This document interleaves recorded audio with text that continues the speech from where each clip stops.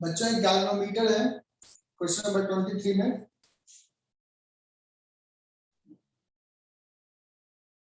और इसको क्या करना है, resistance of the converted meter is largest. For which of the following meters converted from identical galvanometer the resistance of the converted meter is largest?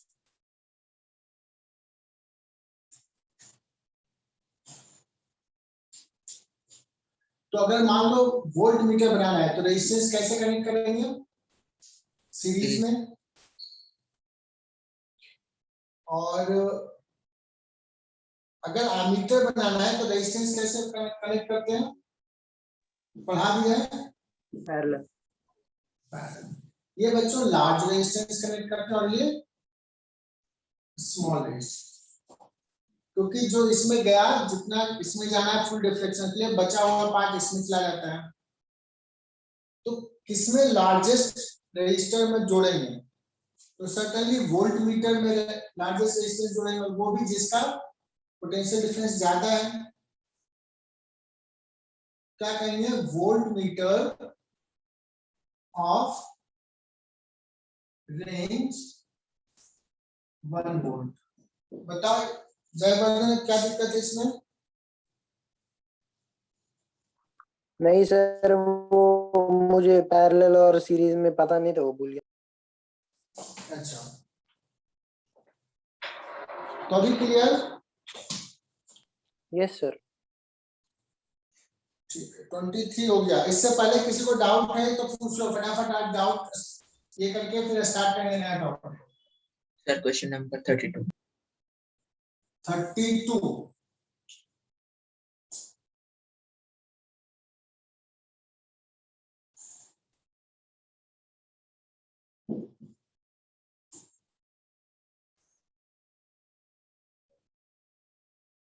Length of the potentiometer wire is 100 centimeter.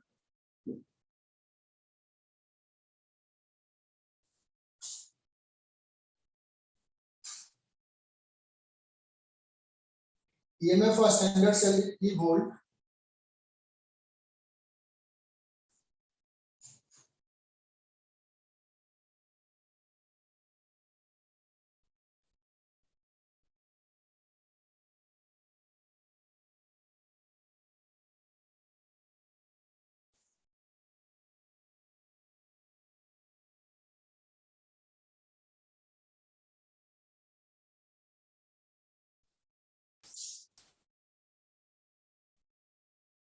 ये E volt का है और एक दूसरा cell battery connect किया है,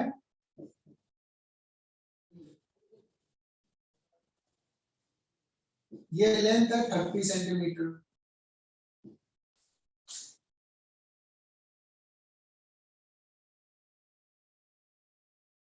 अब internal resistance किसका 0.5 है, इसका 0.5।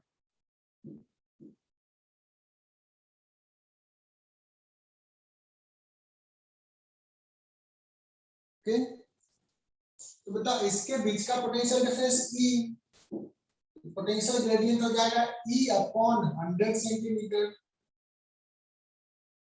और नल पॉइंट जहां पे है तो इससे कोई करंट नहीं है, तो जितना ये V1 है, सपोज V1, तो V1 जो हो जाएगा potential gradient into 30 centimetre, so 30 E upon 100 is the answer.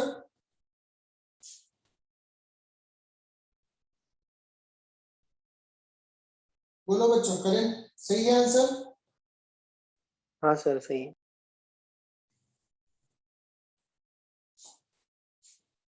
इसका इंटरनल रेजिस्टेंस नहीं, तो इसके बीच का EMF E के बराबर है, 30 पे बैलेंस हो रहा है, दैट मींस इसका पोटेंशियल इक्वल है। चूंकि इसमें करंट नहीं है, व्हाई, बिकॉज़ नल पॉइंट है, तो इसका कोई रोल नहीं रह जाएगा इसका। Potential gradient into length. 32 हो गया। नेक्स्ट सवाल 35।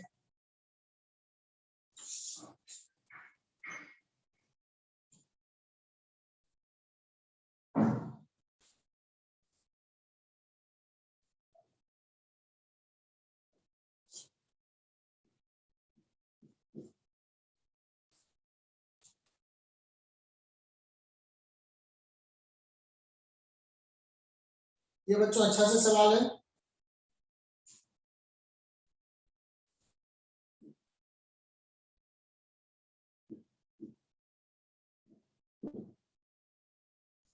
क्या गैल्वेमीटर बच्चों उसका 150 इक्वल डिवीजन है एंड वर्ड देखना current sensitivity is 10 division per milliampere.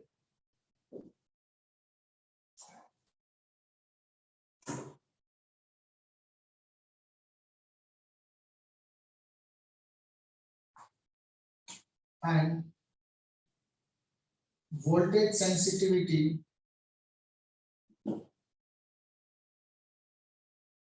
two division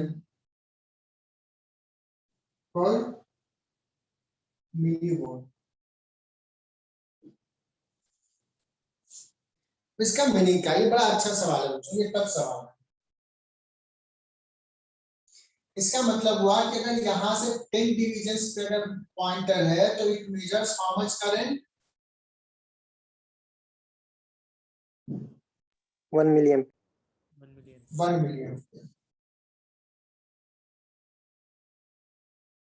ठीक है ना?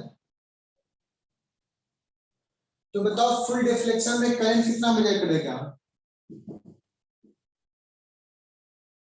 Current in case of full deflection 15 milliamp. तो इसको क्या है 15 मिली एम्पियर होगा।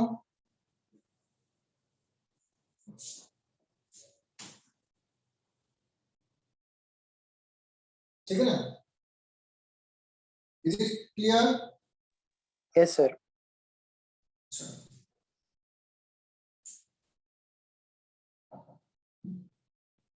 अगर मैं पूछूं बच्चों की what is the voltage across galvanometer in case of full deflection, ये अच्छा सा सवाल है बच्चों। कहेगा 2 डिविजन्स पर मिलीवोल्ट, तो 150 डिविजन्स मींस कितना वोल्ट? 75 milliamp. बहुत बढ़िया। फुल डिफ्लेक्शन जिस समय दिखा रहा है उस समय इसके बीच का वोल्टेज 75 मिलीवोल्ट है। क्या हम यहां से गैल्वेनोमीटर का रेजिस्टेंस निकाल सकते हैं बच्चों? फुल डिफ्लेक्शन का मतलब इतना करेंट, तो 15 milliampere into resistance of the galvanometer that is equal to 75 millivolt. Is it clear बच्चों? मिली मिली गया, G is equal to 5 ohm. Galvanometer coil का रेजिस्टेंस निकल गया इस इंफॉर्मेशन से 5 ओम। बहुत ही बढ़िया सवाल है।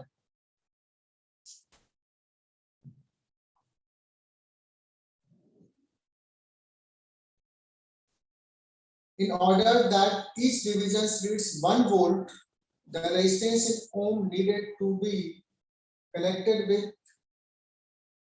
in series with the coil. अच्छा दूसरा सवाल क्या पूछ रहा है? ये बच्चों अच्छा सा सवाल है, जेई लेवल का सवाल है।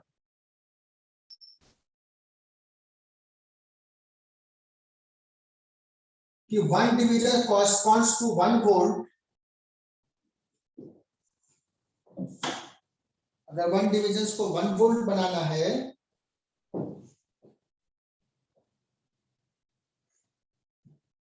तो कितना रेजिस्टेंस सीरीज में कनेक्ट करना होगा? What should be R? तो देखो 1 डिवीजन में कितना करंट?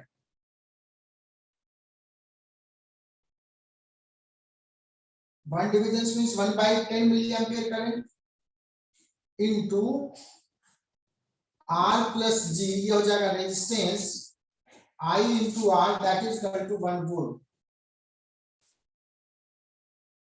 है ना।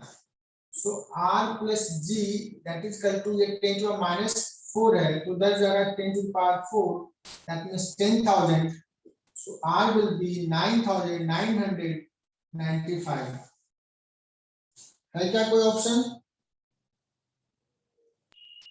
Yes.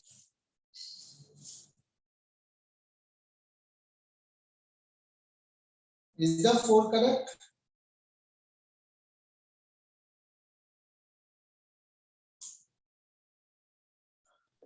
Yes sir. अच्छा ये बढ़िया सवाल है, इसको ना लिख लो क्या क्या मैंने किया, क्या इंफॉर्मेशन दिया हुआ।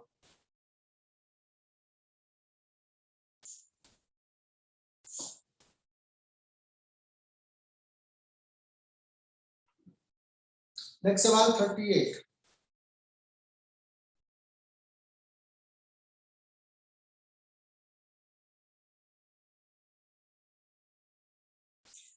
क्या आप खुद से कर पाओगे?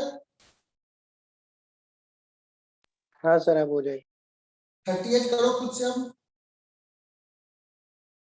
गैल्वेमीटर का कॉइल का रेजिस्टेंस है 50 ओम, 25 डिविजन्स है, एक डिविजन्स में कितना करंट जा रहा है?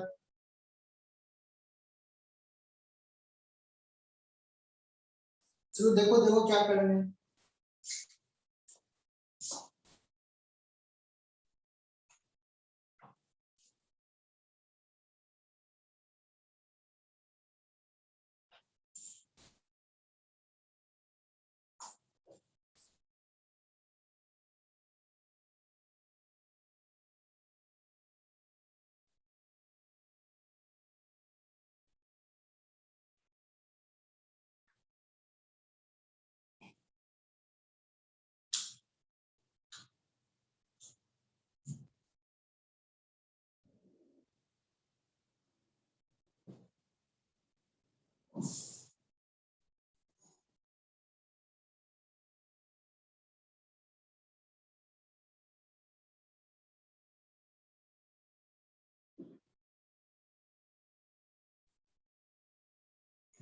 चलो बच्चों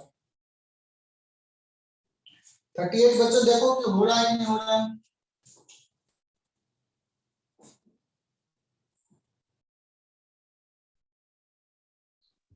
वन देखते हैं। A galvanometer of resistance 50 ohm connected to a battery of 3 volt.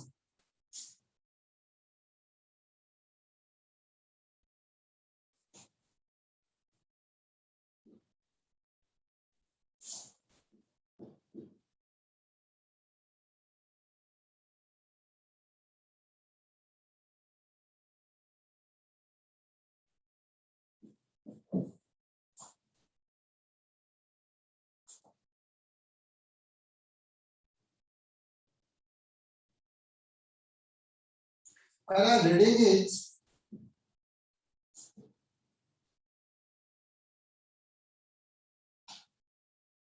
30 division.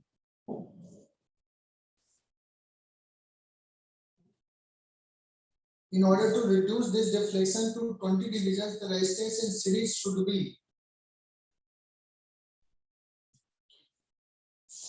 इसमें कितना रेजिस्टेंस कनेक्ट कर दे सीरीज में कि अभी कितना शो करे 20 डिवीजन शो करे। तो मैं बताऊं बच्चा इसमें अभी मैं लिखूं तो G का 50 ओम है, 50 प्लस ये 3 volt divide by 3000 that corresponds to 30 division. बाद में क्या हो जाएगा, ये सपोज एस है तो 3 volt divide bye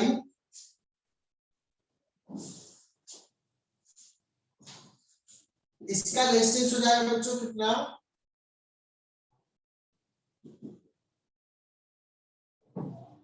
G into S divide by G plus S।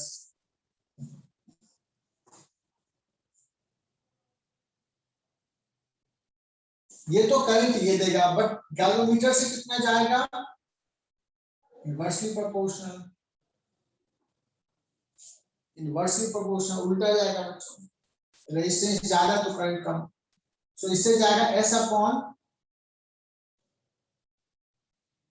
And this should be equal to how much, इससे करेंगे 20 डिवीजन है, दोनों को डिवाइड कर लो, ये 3 वोल्ट का कोई रोल नहीं रहा, सॉल्व करूं क्या,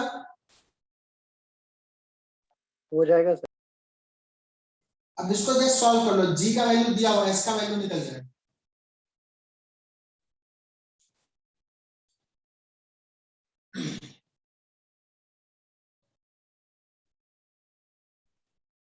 लेकिन इसका एक और चीज शॉर्टकट कर सकते हैं, अगर शॉर्ट में चाहिए तो, हम लोग मानेंगे कि देखो इसका रेजिस्टेंस और इसका रेजिस्टेंस ये बहुत छोटा है, इसको कनेक्ट करने से सर्किट में कोई चेंज नहीं आएगा, इसको देखो क्विकली अगर सॉल्व करना है, सर्किट में कोई चेंज, मतलब मान सकते हैं कि इसको कनेक्ट करने से कोई चेंज आएगा, इक्विवेलेंट रेजिस्टेंस वही रहता है, तो अभी भी करंट 30 डिविजन्स का जा रहा है, इससे कुछ इसमें जा रहा है, कुछ इसमें जा रहा है, तो अगर 20 इसमें गया तो 10 डिविजन्स इसमें गया, तो I into R 20 into 50 that is equal to 10 into S, S is equal to, is there any answer of 100 ohm बच्चों,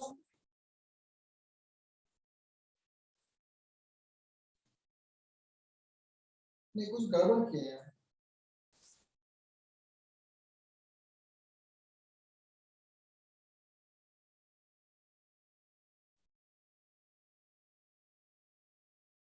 अच्छा सॉरी इस सवाल में क्या पूछा है, सवाल मैंने गलत ले लिया है, सर्किट में रेजिस्टेंस कैसे कनेक्ट किया है, सीरीज में, हमने कैसे कनेक्ट किया, पैरेलल, तो जो सवाल में पूछा था, जो क्वेश्चंस में दिया हुआ वो हमने नहीं किया, हमने दूसरा चीज कर लिया, किसी ने बोला भी नहीं, हालांकि ये भी सवाल हो सकता है, ठीक ना, तो बेसिक ऐसे सॉल्व करेंगे, शॉर्टकट में ऐसे सॉल्व करेंगे, आपने ये अप्रोक्सीमेशन किया है, मिटा दो, किसी ने पूछा नहीं, बोला नहीं कि सर पैरेलल नहीं सीरीज में कहा है, तो ये और आसान हो जाएगा,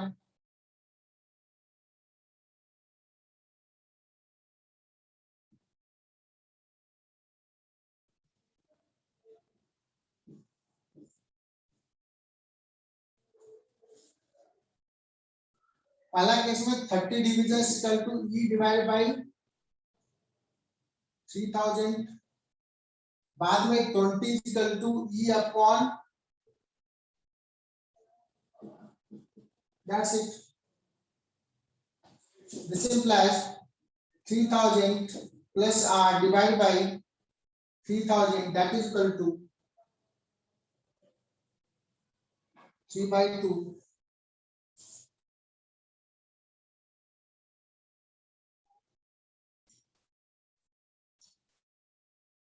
सर हमें रजिस्टर को रिप्लेस करना है,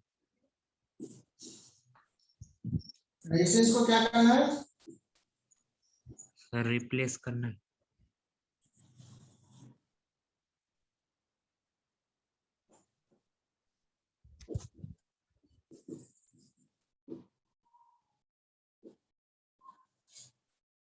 कुछ तो गड़बड़ कर रहा है,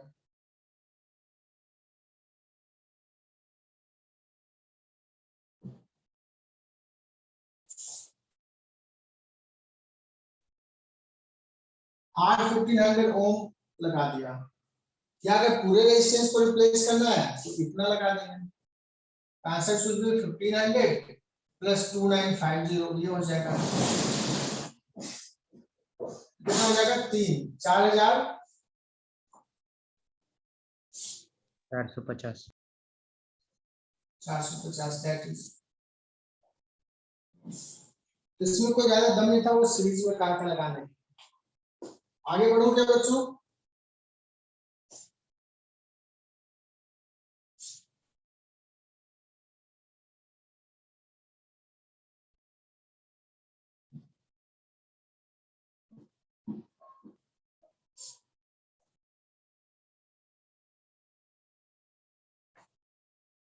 फोर्टी फाइव लास्ट सवाल।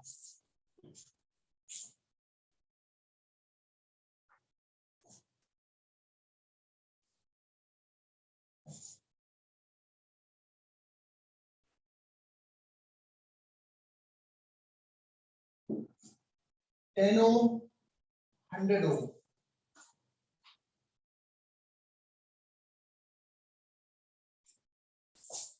इसके साथ एक 900 ओम है और एक वोल्ट मीटर है।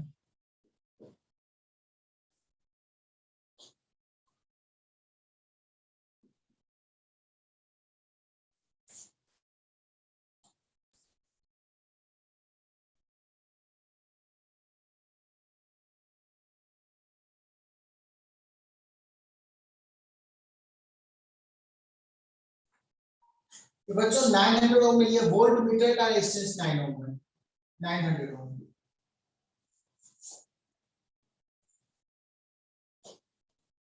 देखना इसमें क्या क्या परसेंटेज है। इस सवाल को समझना है पहले कि सोचो ये वोल्ट मीटर अभी कनेक्टेड नहीं है। अगर ये E है तो इसके बीच का पोटेंशियल डिफरेंस कितना है? E1 100 के क्रॉस, तो 100 divide by, is clear? Actual में यही पोटेंशियल डिफरेंस है।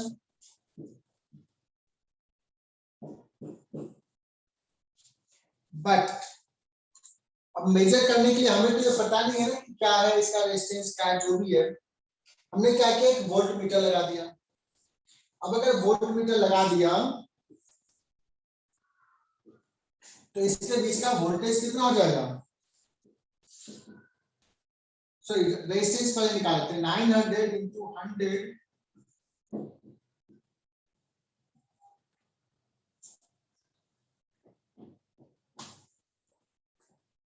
ये हो जाएगा बच्चों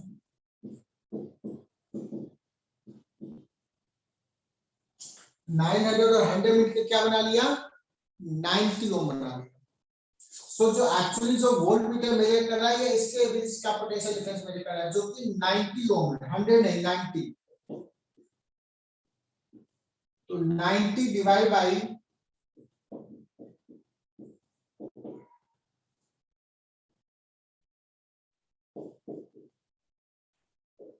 मेजर इतना कर रहा है, एक्चुअल इतना है। What is the percentage error? अब ये तो पता होगा नहीं तुम लोग। परसेंटेज एरर का मतलब जो डिफरेंस है divide by actual.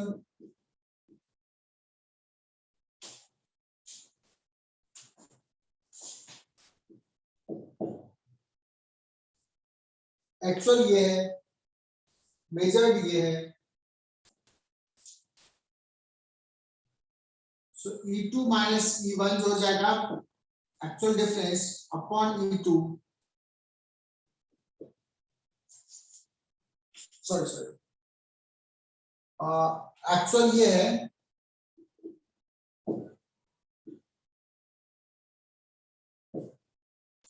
This is the fractional error.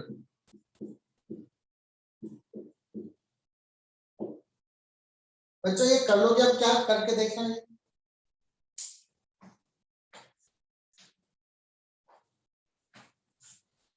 और कोई डाउट्स रह गया?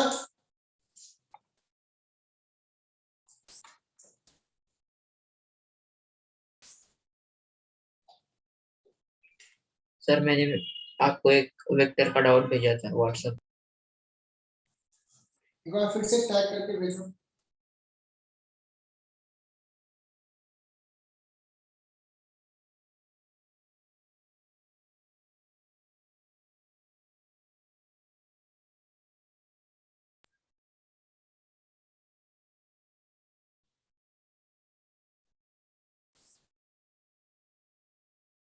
अच्छा, मैंने पूछा था क्लास में क्वेश्चन है, HC वर्मा का है ना? Yes. ठीक है।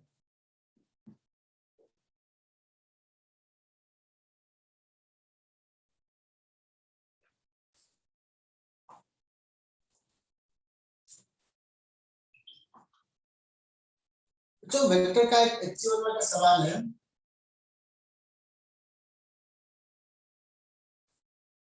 इसको वेक्टर से कर सकते हो, कॉमन कैलकुलेशन से भी कर सकते हो। 4 फीट इज टू 4 फीट का बोर्ड है और सेंटर में एक क्वीन है।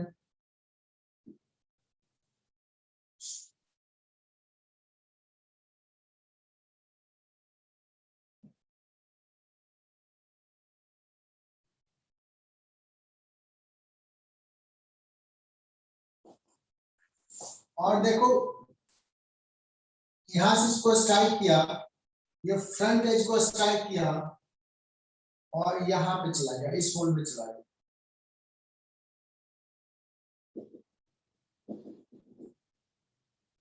अब इसमें कंसेप्ट क्या यूज किया वो बता रहा हूं।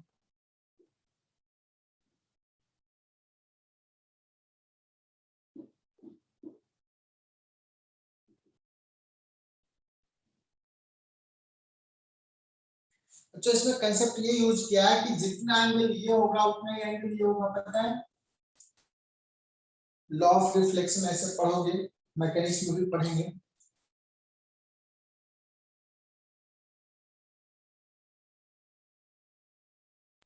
सर निकालना क्या है? हाँ, अब पहला सवाल है,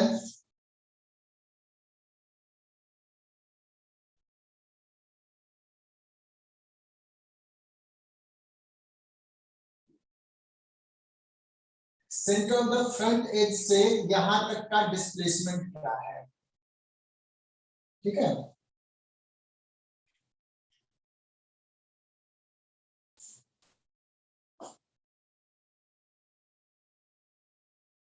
तो सबसे पहले तो ये बताना जितना एंगल ये उतना एंगल ये उतना एंगल ये। अगर सपोज ये x है, ये भी x होगा और ये भी x होगा, इज इट करेक्ट।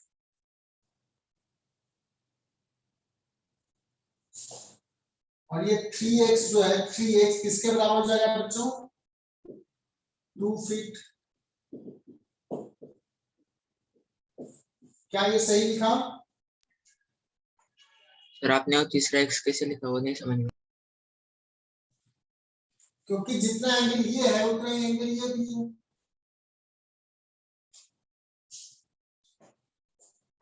है ना। तो ये और ये कॉन्ग्रुएंट ट्रायंगल होगा। यस।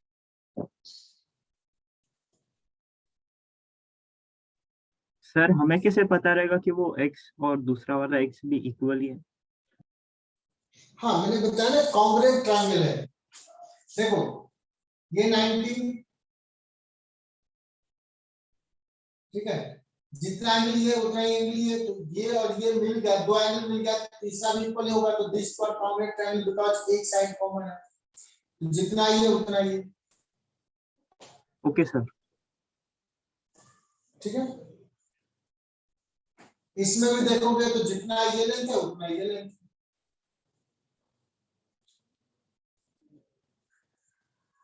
तो देखना ये डिस्टेंस कितना हो जाएगा 2x, दैट मींस 4/3 फीट। ये कितना हो गया 4 फीट। तो डिस्प्लेसमेंट ये पूछा है फर्स्ट केस में, निकाल लोगे क्या? लाइक पहला है from the center of the front as,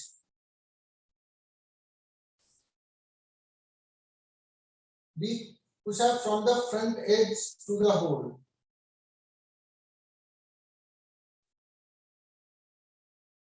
और सी में पूछा from center to the hole. Center to the hole तो ये वाला हो जाएगा डिस्प्लेसमेंट।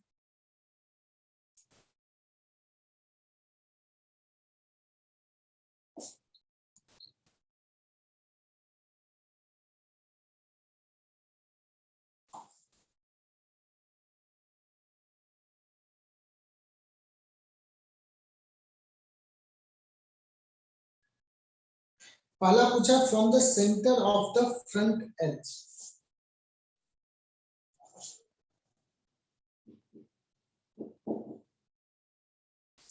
ये डिस्प्लेसमेंट साइड फोर्स है, ये वाला।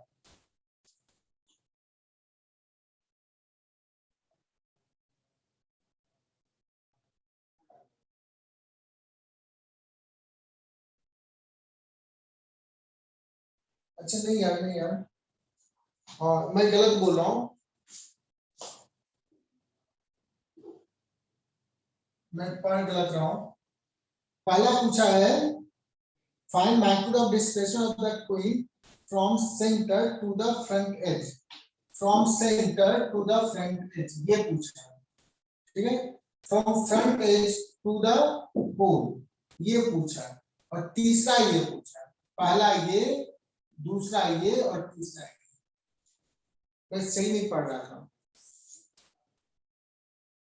क्लियर? यस।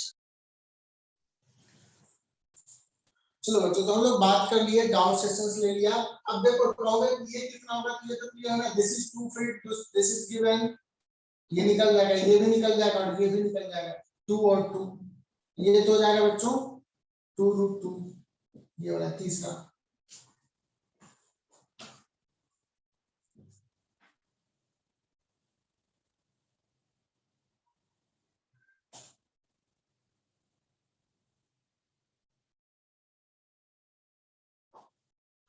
अभी हम लोग पढ़ेंगे इलेक्ट्रोस्टैटिक्स। सर हाँ बोलो। सर आप इलेक्ट्रोस्टैट्स का कितना पोर्शन पढ़ाने वाले हो अभी?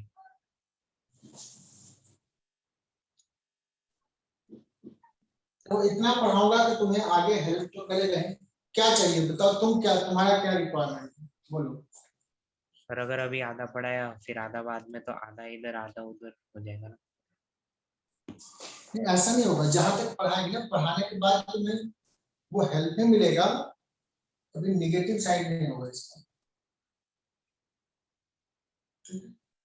वो पूरा एक बार मैं पूरा पढ़ा दूंगा, बेसिक मतलब जो ऊपर ऊपर जितना जरूरत है उतना पूरा पढ़ाऊंगा। ठीक है।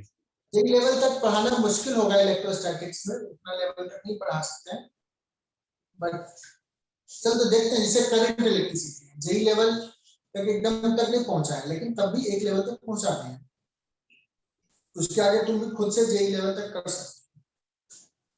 सर तो करंट इलेक्ट्रिसिटी जेई लेवल तक आपने आप फिर कब ले जाने वाले? हाँ नहीं, जेई लेवल देखो जितना पढ़ाया वो सफिशिएंट है, तुम उसके आगे खुद से कर सकते हो, बट जेई लेवल के लिए अभी और सवाल करने हैं बस, बाकी कुछ नहीं। इलेक्ट्रोस्टैटिक्स उससे थोड़ा कम रहेगा, करंट इलेक्ट्रिसिटी में कर सकते हैं। चलो देखते हैं। इलेक्ट्रोस्टैटिक्स मतलब इलेक्ट्रो में चार्ज और स्टैटिक्स मींस रेस्ट में। तो इस चैप्टर में हम लोग पढ़ेंगे बच्चों कि जब चार्ज रेस्ट में है तो ये क्या प्रॉपर्टी शो कर रहा है, इस केस को हम कैसे डील करें, ठीक है। तो थोड़ा सा आइडिया हमने पढ़ाया था, चार्ज क्या है बच्चों, दिस इज बेसिक थिंग। जैसे मास एक बेसिक थिंग है, वैसा ही चार्ज भी है।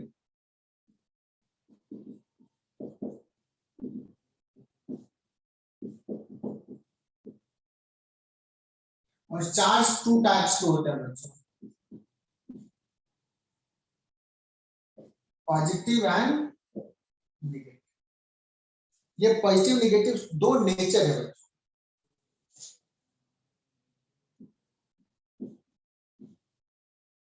और इसको पॉजिटिव नेगेटिव से हम दिखा सकते हैं, रीजन इज कि अगर दोनों एक साथ है, जितना पॉजिटिव चार्ज उतना नेगेटिव चार्ज एक साथ है, तो वो मुझे न्यूट्रल दिखता है, इसलिए हम उसको पॉजिटिव और नेगेटिव से डील करते हैं, ठीक।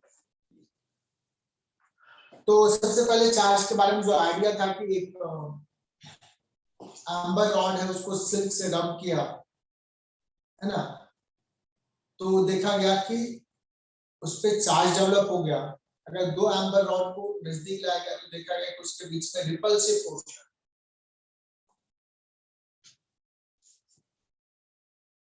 तो अगर कोई पॉजिटिव चार्ज है और पॉजिटिव चार्ज है, ये क्या करेगा बच्चों, दूसरे पे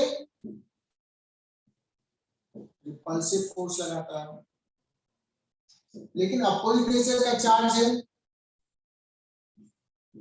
तो अट्रैक्टिव फोर्स लगता है। This is nature of force. और दोनों सिमिलर है, मतलब दोनों नेगेटिव नेगेटिव है, देन अगेन रिपल्सिव। क्योंकि सर नेगेटिव किसको माना गया, तो नेगेटिव माना गया इलेक्ट्रॉन्स के चार्ज को नेगेटिव माना गया,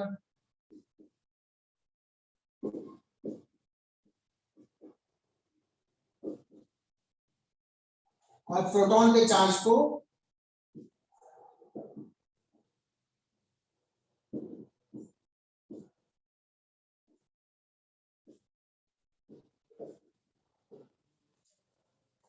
ठीक है। यहां तक clear? Yes sir. Yes sir. या लिख लियोगे। इलेक्ट्रोस्टैटिक्स एक्चुअली में बहुत बड़ा टॉपिक है, इसमें बहुत सारे कांसेप्ट है, करंट इलेक्ट्रिसिटी से बड़ा टॉपिक है।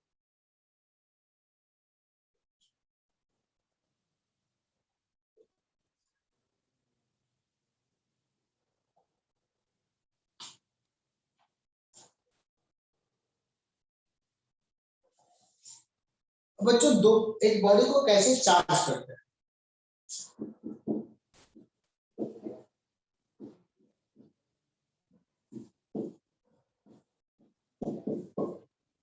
इसी बॉडी को कैसे चार्ज करते हैं। अगर मैं किसी एटम की बात करूं बच्चों, न्यूट्रल होता है एटम, जितने इलेक्ट्रॉन्स होते हैं उतने प्रोटॉन होता है। तो अगर बॉडी लिए तो बहुत सारे एटम से, न्यूट्रल एटम से बना हुआ, तो उस बॉडी में बहुत सारे चार्जेस हैं, कुछ पॉजिटिव कुछ नेगेटिव इक्वल अमाउंट में है। सो वो क्या दिखता है मुझे, जीरो चार्ज दिखता है, but it doesn't mean this body contains zero charge net, sorry contains no charge. It contains charges but equal amount of positive or negative charge. ठीक है। अब बच्चों ये न्यूट्रल बॉडी है, ये न्यूट्रल बॉडी है। सपोज इसमें से कुछ इलेक्ट्रॉन्स को क्या कर दिया, इस बॉडी से इसमें ट्रांसफर कर दिया इलेक्ट्रॉन्स को, ये न्यूट्रल था, इससे कुछ इलेक्ट्रॉन्स को इसमें दे दिया। अब बताओ इसमें क्या हो जाएगा, नंबर ऑफ प्रोटॉन्स बढ़ जाएगा। तो ये बॉडी जो हो जाएगा,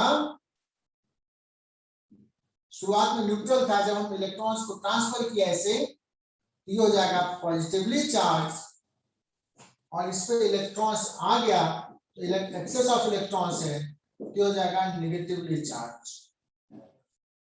मान लो इसका मास बच्चों m था, इसका भी मास m था, आइडेंटिकल था,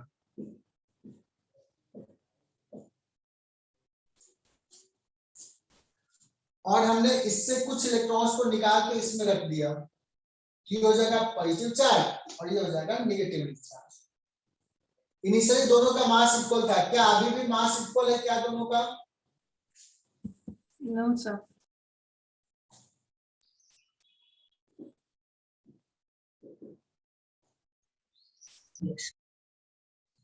कहेंगे बच्चों ये जो पहले m मास था, इससे कुछ इलेक्ट्रॉन्स चला गया, मतलब ये पॉजिटिवली चार्ज हो गया, तो इसका जो मास है m dash, that will be slightly less than original mass. और इस पर नेगेटिव चार्ज है, मतलब इलेक्ट्रॉन्स इस पे आ गया, कुछ मास आ गया, m डबल डैश जो है that is greater than m, और कितना, स्लाइटली। और आपने वो n क्या लिखा है वहां पे? क्या लिखा? n इसका भी मास है न्यूट्रल, ये न्यूट्रल के लिए था।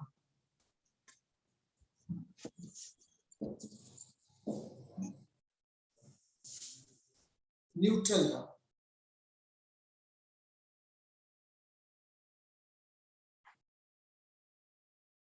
तो ये बात समझ में आई कि अगर जिससे इलेक्ट्रॉन्स दूसरे में जाएगा बच्चों, इलेक्ट्रॉन्स की कमी हो गई तो स्लाइटली उसका मास कम हो जाएगा, बिकॉज इलेक्ट्रॉन्स के पास कुछ मास है जो नेगेटिवली चार्ज है। तो न्यूट्रल में जितना मास होना चाहिए था, नेगेटिवली चार्ज में थोड़ा सा मास ज्यादा हो जाएगा। बोलो बच्चों, यहां तक क्लियर? यस। ठीक है,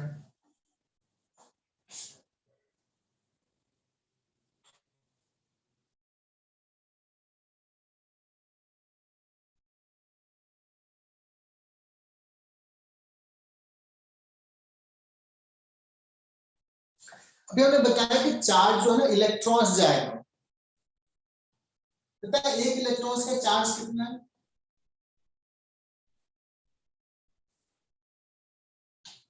एक इलेक्ट्रॉन्स का चार्ज है बच्चों 1.6 into 10 to the power -19 coulomb. Coulomb is a big unit और 1 इलेक्ट्रॉन्स का चार्ज बहुत छोटा है। तो किसी भी बॉडी पे 2 इलेक्ट्रॉन्स ट्रांसफर कर सकते हैं, 3 कर सकते हैं, 5 कर सकते हैं, 1000 कर सकते हैं, 10 लाख 1 कर सकते हैं, बट 1.5 नहीं कर सकते। तो किसी भी बॉडी पे जो चार्ज होगा, चार्ज ऑन ए बॉडी,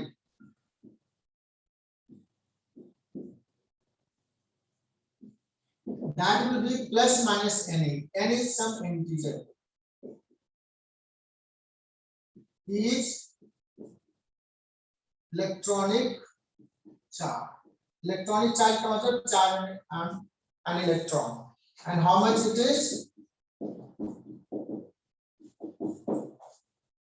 इसको बच्चों बोलते हैं, this is called quantization of charge.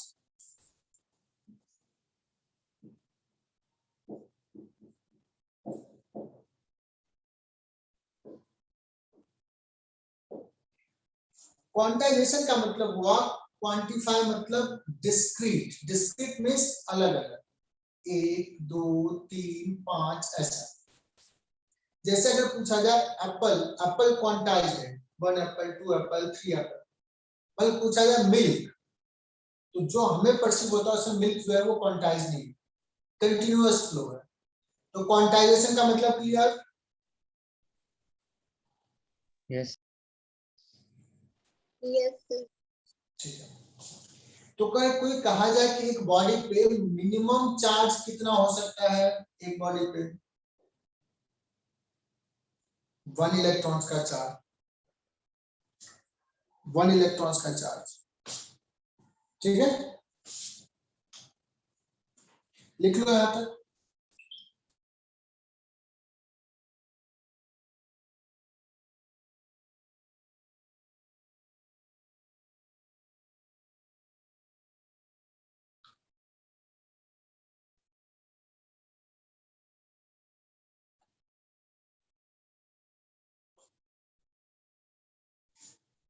बहुत बेसिक बेसिक चीजें बता रहा हूं। सेकंड पॉइंट होता है बच्चों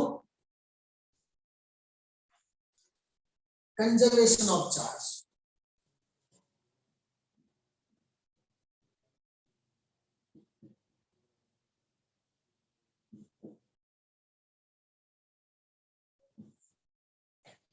कंजर्वेशन का मतलब अगर कोई आइसोलेटेड सिस्टम है, जैसे ये बॉडी है, इसको कहीं से और इंटरेक्शन नहीं है, इसमें जो टोटल चार्ज है वो कंजर्व है। मतलब चार्जेस ना तो हम डिस्ट्रॉय कर सकते हैं और ना ही चार्जेस क्रिएट कर सकते हैं। अगर दो बॉडी है और ये किसी और से कनेक्टेड नहीं, आइसोलेटेड है, तो इन दोनों बॉडी का चार्ज का समेशन कांस्टेंट होगा। एक से दूसरे पे कुछ चार्ज आएगा, दूसरे से पहले पे कुछ चार्ज आएगा, बट इसको अगर सिस्टम लिया तो सिस्टम का चार्ज कांस्टेंट, ठीक है।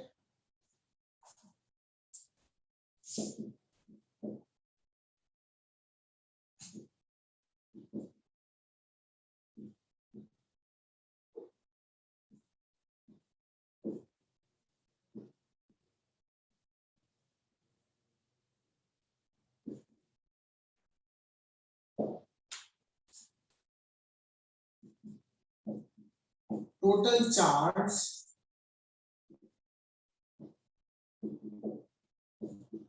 of an isolated system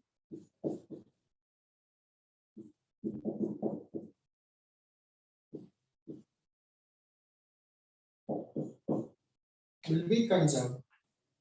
Clear?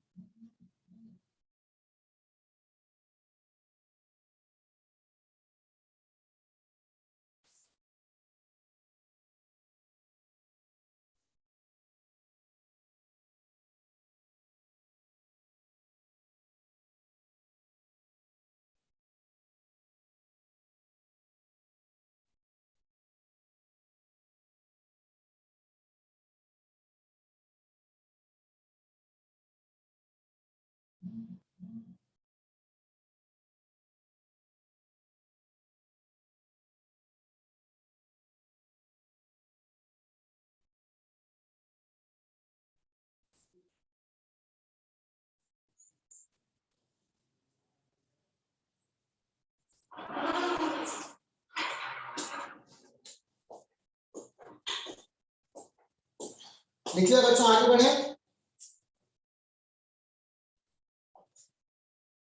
Yes sir.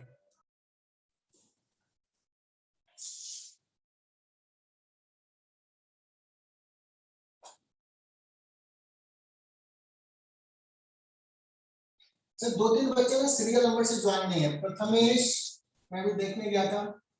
Prathamesh serial number से ज्वाइन करो। और कौन नहीं है ज्वाइन?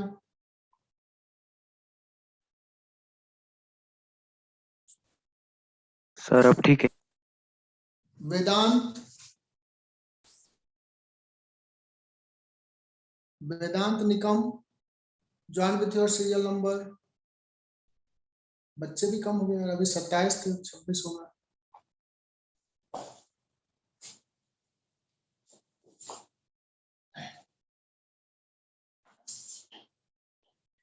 वन किसका सीरियल नंबर है? वन आज एब्सेंट है।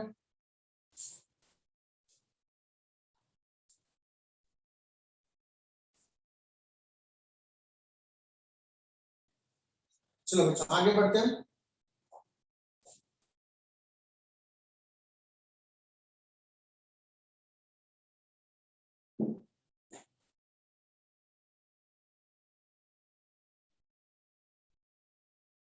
बच्चों इस चैप्टर में हमें पढ़ना क्या है? हमें पढ़ना है कि चार्जेज अगर सिस्टम में है, एक चार्ज दूसरे चार्ज पे कितना फोर्स लगा रहा है,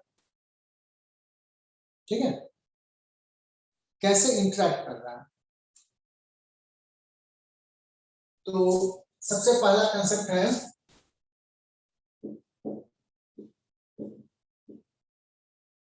कूलम्ब्स लॉ। ये बताता है कि दो चार्ज अगर है तो वो कितना फोर्स लगा रहा है। तो दो charge separated by two charge by small distance, sorry by some distance r। Coulomb's law says that this force जो एक ने दूसरे पे लगाया,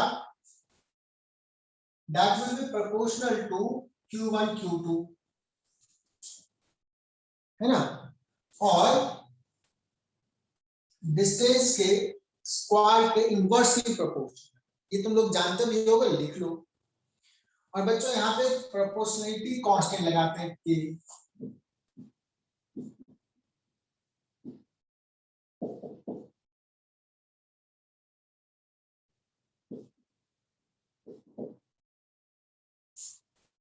ठीक है। इनफैक्ट इस k को हम ऐसे भी लिखते हैं 1/4 pi epsilon not. This is called epsilon not.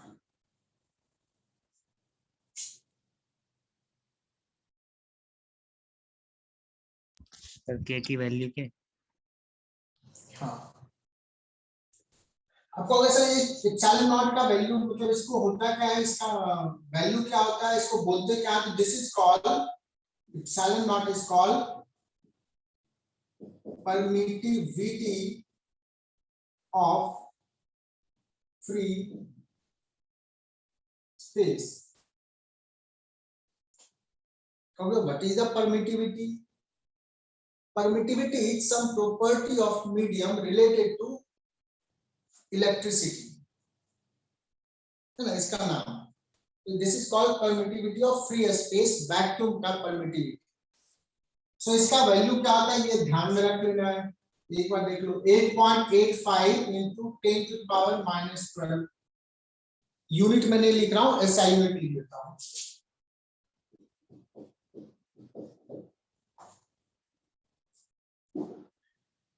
Sir ये इतना बड़ा है तो k का वैल्यू पुट करेंगे तो क्या हो जाएगा ये? If you put the value of k epsilon naught here, so it comes out as roughly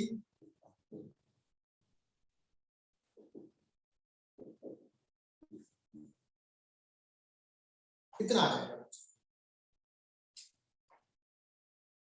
ठीक है। तो ये SI यूनिट क्या है?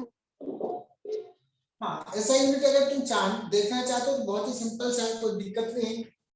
अगर k का यूनिट पूछना है ना, तो जैसे फोर्स का यूनिट, डू नो कि फोर्स का यूनिट क्या होता है? न्यूटन। न्यूटन। तो न्यूटन, और ये r डिस्टेंस है, तो k का यूनिट अगर पूछा जाए तो न्यूटन, और ये इधर चला गया तो न्यूटन मीटर स्क्वायर, और ये coulomb coulomb coulomb square, this is unit of k। ठीक है,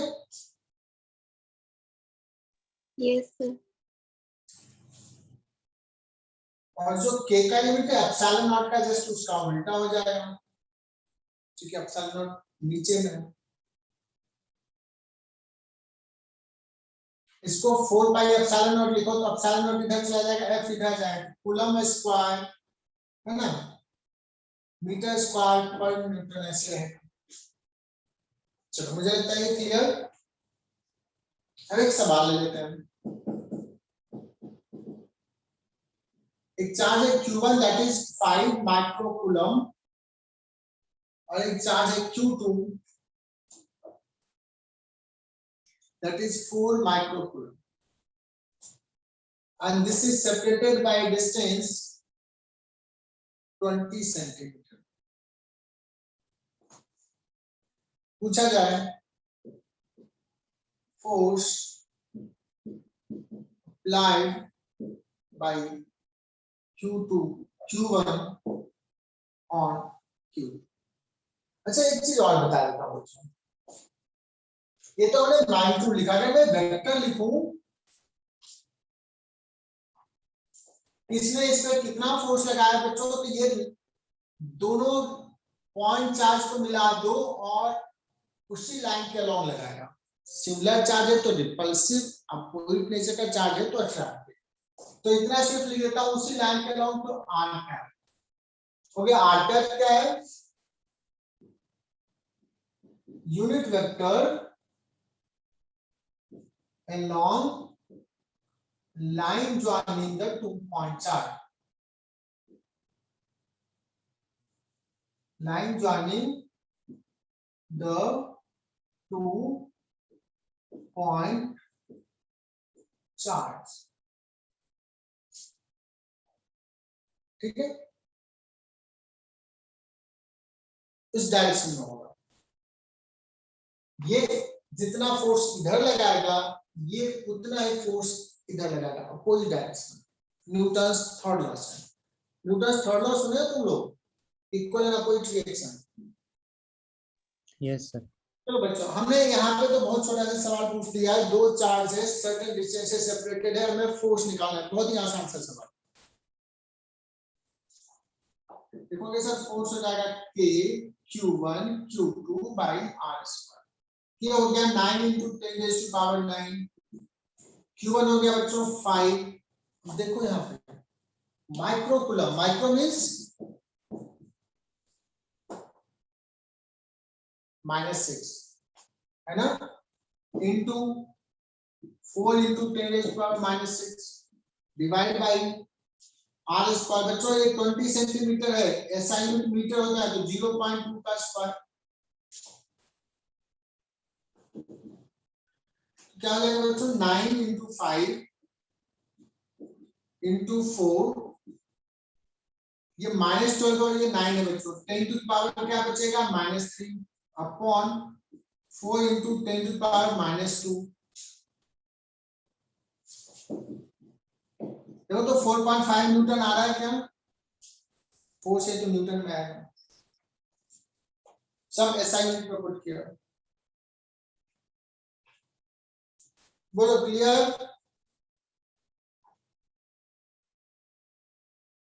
यस सर। Yes, sir. ठीक है,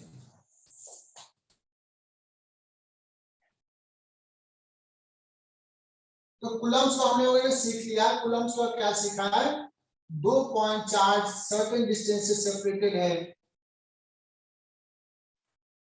2 पॉइंट चार्ज। तो क्या क्या कूलम्स लॉ में क्या था बच्चों, 2 पॉइंट चार्ज था, दोनों पॉइंट चार्ज था, उसका साइज नेग्लिजिबल था, बहुत कम पॉइंट, कम वॉल्यूम में वो चार्ज था। ओके, और क्या लिखा था, force of one charge on another charge.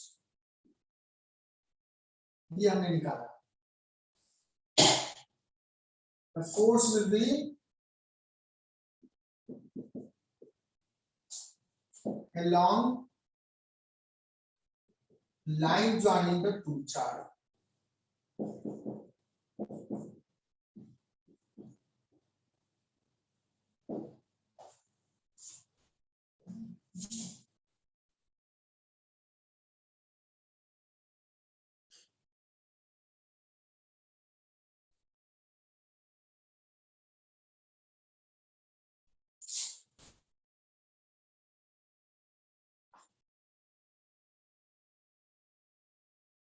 लिख लो यहां तक.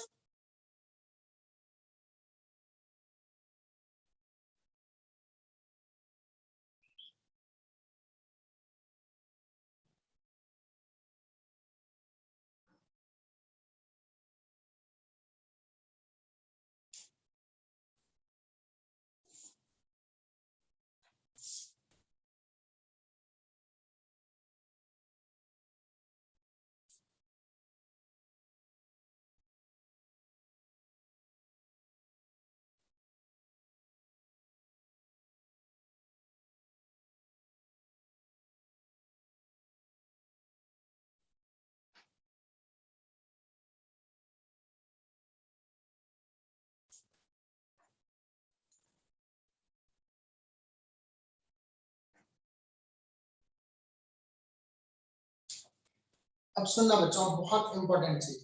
हमने अभी क्या पढ़ा है, 2 पॉइंट चार्ज है तो एक ने दूसरे पे कितना फोर्स लगाया, न्यूटन थर्ड लॉ से दूसरा ने पहले पे कितना फोर्स लगाया. लेकिन सपोज 3 पॉइंट चार्जेस, 4 चार्जेस है, सिस्टम में बहुत सारे चार्ज हैं, तो फोर्स कैसे निकालेंगे, है ना. ठीक है. मान लो एक चार्ज है Q, Q1, ये चार्ज है Q2, ये चार्ज है Q3. ठीक है. और बच्चों इस चैप्टर में हमें वेक्टर आना बहुत जरूरी है, बिकॉज वेक्टर का सोचो रिवीजन हो जाएगा.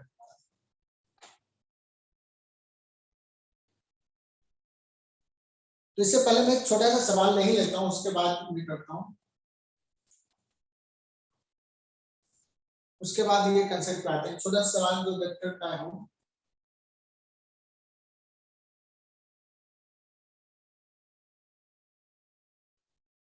मान लो बच्चों एक चार्ज Q जो है वो है तुम्हारा 10 माइक्रोकूलम का, और एक चार्ज है 5 माइक्रोकूलम का, जिसका कोऑर्डिनेट है 3,4. ये हो गया Q1 और यहां पे हो गया Q2. फोर्स ऑन, एक काम करता हूं, ये Q2 हो जाएगा minus, suppose minus, force on Q2 by Q1 is equal to what. I cap J cap में बताना है answer. Can you find this?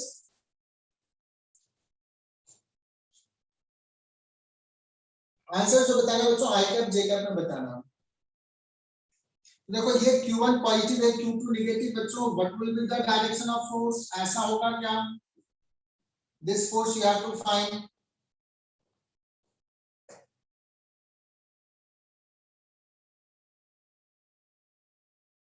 Yes, sir. और ये फोर्स अगर निकालना है हमें, लिखेंगे 9 into 10 raised to power 9. पहले मैग्नीट्यूड निकाल लेते हैं, उसके बाद डायरेक्शन देखते हैं. First right magnitude 10 into 5, magnitude लिखना है. माइक्रो माइक्रो दो बार बच्चों, तो एक बार लिख लो 10⁻12 divide by,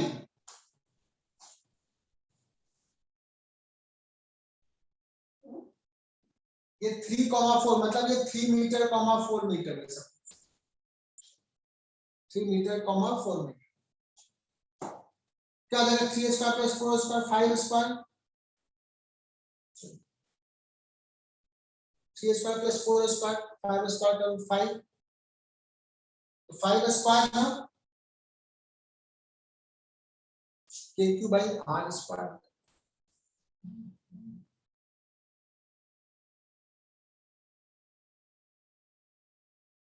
K Q1 Q2 by R square. So this will be 9 into 5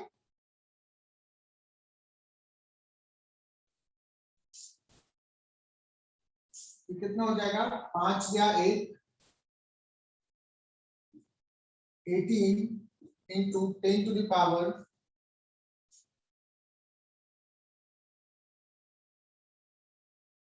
-3 Newton. सही लिखा?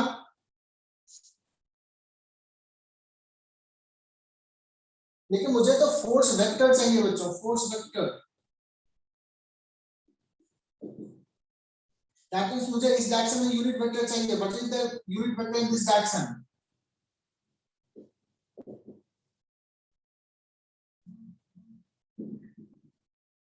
ये वेक्टर कौन सा वेक्टर है? This is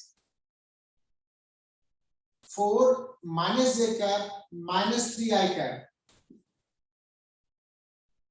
minus 3 I cap minus 4 j cap divide by 5. Is this unit vector? Yes.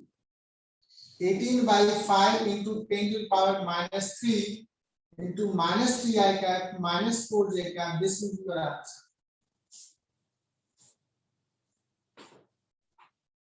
इसको ऐसे लिख सकते हो 3.6 into 10 to the power minus 3, ये माइनस ले लो 3 I cap plus 4 j cap. This is your answer. ऐसे लिख सकते हो।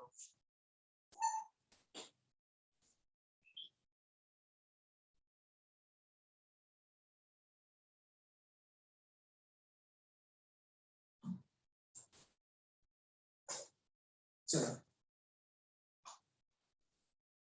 ये तो 2 चार्ज का था। अब हम लोग बात कर रहे थे कि अगर 3 चार्जेज हैं, 4 चार्जेज हैं, तो कैसे लिखेंगे?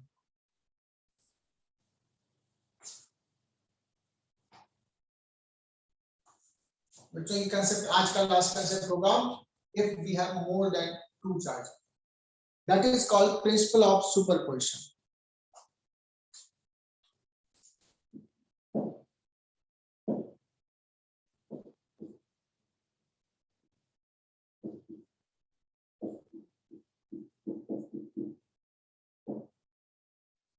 ये फिजिक्स में आगे भी स्टेट करूंगा, बट सबसे इंपॉर्टेंट अभी ही है।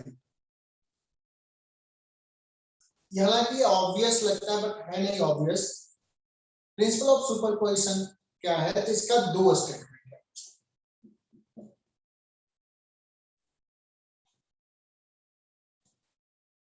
पहला स्टेटमेंट ये बच्चों कि ये इस पे कितना फोर्स लगाएगा, this will be independent of presence of other charges in the surrounding. फिर से स्टेटमेंट, ये इस पे कितना फोर्स लगाएगा, this does not depend on presence of other charges in the surrounding. क्या हम लोग प्रिंसिपल ऑफ सुपरपोजिशन फॉलो करते हैं? Human being principal of superposition follow करता है? Yes, sir. तुम्हारा एक्टिविटी, तुम क्या काम कर रहे हो, कैसे एक्ट कर रहे हो, इट डिपेंड्स अपॉन कि तुम्हारे आसपास में कौन है। अगर मान लो पापा घर पे बैठे, तुम क्या कर रहे हो? बैठ के बुक्स पढ़ रहे हो, है ना, आराम से शांत बैठे हो। और पापा मम्मी घर पे नहीं है, तो छोटे भाई बहन लड़ाई झगड़े करना शुरू कर देते हो। करते हो कि नहीं? So your activity depends upon कि हमारे आसपास में कौन है। अगर तुम्हें कहा जाए कि गाना गाना है और कोई नहीं है, पूरा रूम मतलब एम्प्टी है, पूरा स्पेस, कोई नहीं बैठा हो, आराम से बहुत कॉन्फिडेंस के साथ गा लो, बट वही चीज अगर स्टेज पे गाने के लिए कहा जाए तो शायद हालत खराब हो जाती है। जहाँ पे इनफैक्ट तुम्हारे दोस्त ही सामने बैठे हो तो भी हालत खराब हो जाती है, because we don't follow principle of superposition. क्या बात समझ में आई बच्चों? ये चार्ज जो मैंने कहा कि ऑब्वियस नहीं, ये चार्ज इस पे कितना फोर्स लगाएगा, ये है नहीं है, क्या है, कहां है, कोई मतलब नहीं। तो पहला स्टेटमेंट ये, force by one charge on another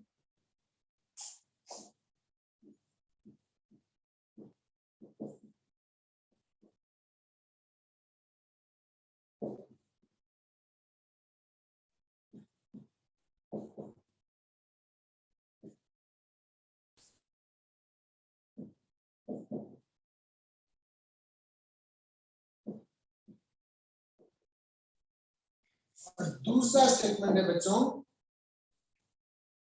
कि किसी एक पर्टिकुलर चार्ज पे हमें नेट फोर्स निकालना है, तो जितने भी चार्जेस हैं वो सारे चार्जेस को फोर्स लगा रहे हैं, इंटरेक्ट कर रहे हैं, तो net force will be vector summation of all individual forces. Net force on any one charge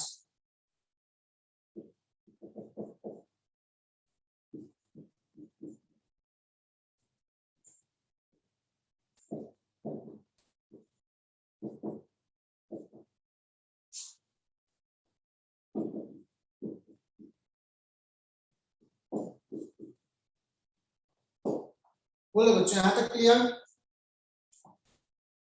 yes sir. Yes, sir. अब ये चीज अभी पूरा समझ में आएगा पूरा.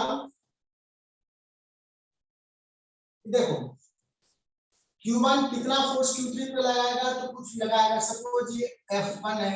Q2 कितना Q3 पे लगाएगा, सपोज ये F2 है ना. ये F2 इस पे डिपेंड नहीं करेगा Q1 है या नहीं है. और नेट फोर्स ऑन Q3 जो होगा वो F1 vector plus F2 vector होगा. That's it. अब कहोगे सर F1 कैसे निकालें, हाउ टू फाइंड F1? मैं बताऊंगा यार, कूलम्ब्स लॉ बता दिया है.